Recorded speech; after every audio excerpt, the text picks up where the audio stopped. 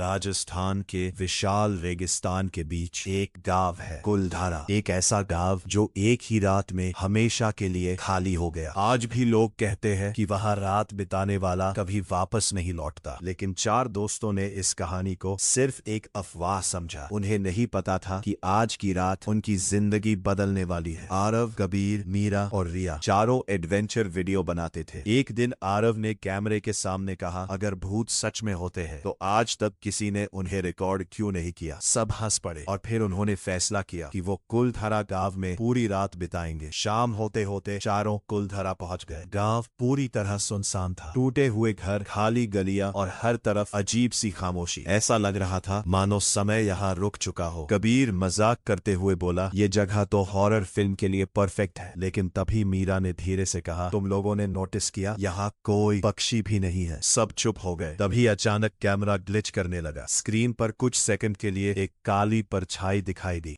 जो आरव के ठीक पीछे खड़ी थी। लेकिन पीछे मुड़कर देखा तो वहां कोई नहीं था। गांव के पुराने मंदिर के पास उन्हें एक बूढ़ा आदमी दिखाई दिया। उसके हाथ में लालटेन थी। उसने धीमी आवाज में कहा, आधी रात से पहले यहाँ से चले जाओ, वरना ये गांव तुम्हें कभी वापस नहीं जाने देगा। रिया ने डरते हुए पूछा, यहाँ आखिर हुआ क्या था? बूढ़ा आदमी बोला, कुलधारा के लोग गांव छोड़कर नहीं गए थे। उनकी आत्माएं आज भी यही कैद है। इतना कहकर वो अंधेरे में गायब हो गया। रात गहराने लगी। चारों एक पुरानी हवेली में रुक गए। लेकिन ठीक रात 11:47 पर उन्हें एक आवाज सुनाई दी। ट्रेन का हॉर्न, पहले धीमा फिर धीरे धीरे तेज। लेकिन वहां आसपास कोई रेलवे ट्रैक नहीं था। अचानक जमीन कांपने लगी, कैमरे की स्क्रीन चमकने लगी और फिर रेगिस्तान की धुंध से एक पुरानी काली ट्रेन बाहर आई। वो बिना पटरी के रेत पर चल रही थी। ट्रेन गांव के सामने आकर रुक गई। उसके दरवाजे धीरे धीरे खुल गए। अंदर बैठे लोग बिल्कुल शांत थे। पुराने राजस्थानी कपड़े, सफेद चेहरे और डरावनी आंखें। फिर अचानक एक आदमी ने धीरे धीरे अपना चेहरा आरव की तरफ घुमाया। उसकी आंखें पूरी सफेद थीं। कुछ सेकंड बाद ट्रेन के अंदर बैठे सारे लोग उनकी तरफ देखने लगे और तभी ट्रेन का दरवाजा जोर से बंद हो गया। डर के मारे सब पीछे हट गए। लेकिन कबीर कैमरा लेकर ट्रेन के पीछे भागने लगा। आरव जोर से चिल्लाया, कबीर वापस आ। लेकिन तभी तेज रेत का तूफान उठा और कबीर अंधेरे में गायब हो गया। कुछ देर बाद उन्हें कबीर का कैमरा मिला। कैमरा अभी भी रिकॉर्ड कर रहा था। वीडियो में कबीर अंधेरे में भाग रहा था। वो बहुत डरा हुआ था। फिर अचानक काले हाथ अंधेरे से बाहर आए और उसे पीछे खींच लिया। स्क्रीन ब्लैक हो गई। कबीर गायब हो चुका था। अपनी जान बचाने के लिए बाकी तीनों मंदिर के नीचे बनी एक पुरानी सुरंग में चले गए। दीवारों पर अजीब चिन्ह बने थे। मीरा ने उन्हें पढ़ते हुए कहा, यह ट्रेन श्रापित आत्माओं को लेकर जाती है। अंदर जाने पर उन्हें पुराने रेलवे ट्रैक दिखाई दिए, जंग लगे हुए, सालों पुराने। तभी अचानक पूरी सुरंग लाल रोशनी से भर गई और फिर वही ट्रेन का हॉर्न सुनाई दिया। इस बार बहुत करीब से वही बूढ़ा आदमी फिर उनके सामने आ गया। उसने कहा, सालों पहले गांव वाले इस सुरंग से भागने की कोशिश कर रहे थे, लेकिन सुरंग टूट गई। सैकड़ों लोग अंदर जिंदा दफन हो गए। तब से उनकी आत्माएं उस ट्रेन में फंसी हुई है। अचानक तेज आवाज के साथ भूतिया ट्रेन सुरंग के अंदर घुस आई। अंदर बैठे भूत अपने हाथ उनकी तरफ बढ़ाने लगे। सुरंग टूटने लगी, पत्थर गिरने लगे। तीनों पूरी ताकत से बाहर की तरफ भागने लगे। भागते भागते रिया गिर गई। एक सफेद हाथ ने उसका पैर पकड़ लिया। रिया जोर से चीखी। आरव ने पूरी ताकत लगाकर उसका हाथ पकड़ा और उसे खींच लिया। पीछे ट्रेन तेजी से उनकी तरफ बढ़ रही थी। आखिरी सेकंड में तीनों सुरंग से बाहर निकल आए और पीछे पूरी सुरंग ढह गई। सब कुछ शांत हो गया। सुबह होते ही तीनों कुलधारा छोड़कर चले गए। पुलिस ने कबीर को ढूंढा, लेकिन उसका कोई पता नहीं चला। कुछ महीनों बाद आरव ने वो वीडियो इंटरनेट पर अपलोड किया। लोगों ने उसे नकली समझा, लेकिन वीडियो के आखिरी फ्रेम में कुछ ऐसा दिखाई दिया जिसने सबको डरा दिया। भूतिया ट्रेन की खिड़की के अंदर कबीर बैठा था। वो सीधे कैमरे की तरफ देख रहा था और धीरे धीरे मुस्कुरा रहा।